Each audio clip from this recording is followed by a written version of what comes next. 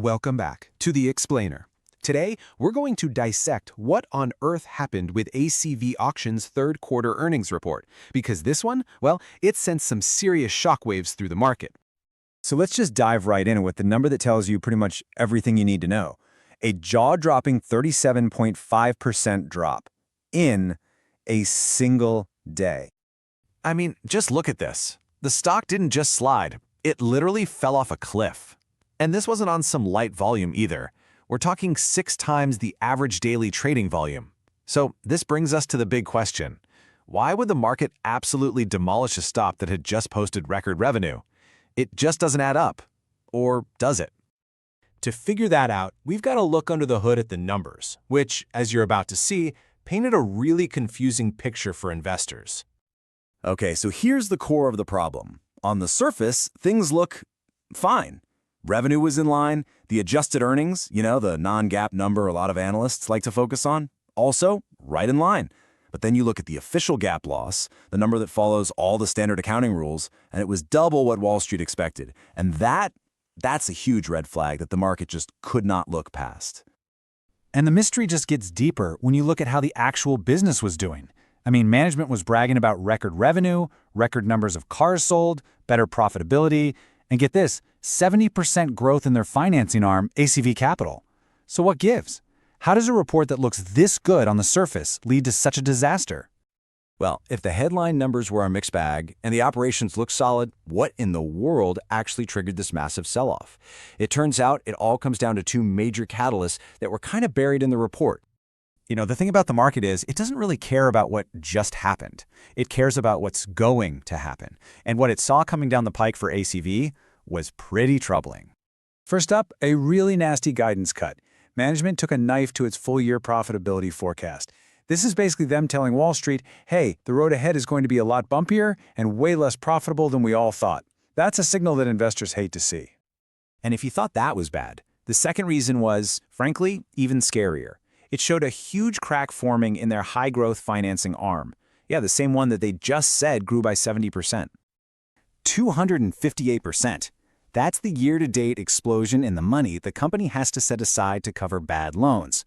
A jump like that isn't just a small problem. It's a giant, flashing red light screaming that something is seriously wrong with the loans they've been making. So let's be clear, this wasn't just them being a little conservative. This was a full-on credit crisis in the making. Turns out, a major customer went bust, which forced them to look at their entire loan book, start being way stricter about who they lend to, and sock away a ton more money for future losses. In short, they had to slam the brakes on one of their biggest growth engines. So, after that brutal verdict from the market, you'd think management would come out sounding defeated, right? Nope, not at all. On their earnings call, they came out swinging with a really confident long-term story about their strategy and innovation. The CEO's message was basically this: hey, ignore all this short-term noise and focus on the fundamentals.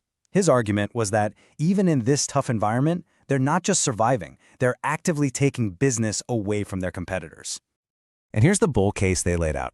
They're pointing to their growing slice of the market, their investments in cool AI and data products, their physical expansion, and this is a big one, a huge strategic deal to power Amazon's car trade-in program. Their point is, they're building a monster that's going to be ready to dominate once the market finally turns around. So what's our take? How do you make sense of these 2 totally different stories? You've got the market screaming sell, and management calmly saying, everything's fine, trust us. Let's break it down. All right, here's how we're going to slice up our analysis. 3 simple steps: what we think happens next quarter, our thesis for the stock price, and then our final equity research style rating. Okay, so for the short term, this stock is officially in the penalty box. It's a show-me story now. Basically, the market's trust is broken, and ACV has to prove they've got their credit issues under control. We think the stock is going to be stuck in a rut until a real catalyst shows up, like that Amazon deal starts making serious money, or the whole used car market gets better. And all of this leads us to our rating, market perform. Look, the company has some really exciting long-term potential with its tech and that Amazon partnership. But that potential is being completely canceled out right now by some very real, very near-term risks in their loan business. At this price, the risk and the reward feel pretty balanced. Now, for a final thought, here's a bit of an aggressive but plausible trade idea for those of you who are feeling bold. You could use long-dated call options, maybe looking 12 or 18 months into the future, to make a bet on a 2026 recovery. The idea here is you strictly limit how much you can lose, it's just the cost of the option, but you get to participate in the massive upside if management can pull this off and that Amazon deal really takes off. And as always, this is not financial advice.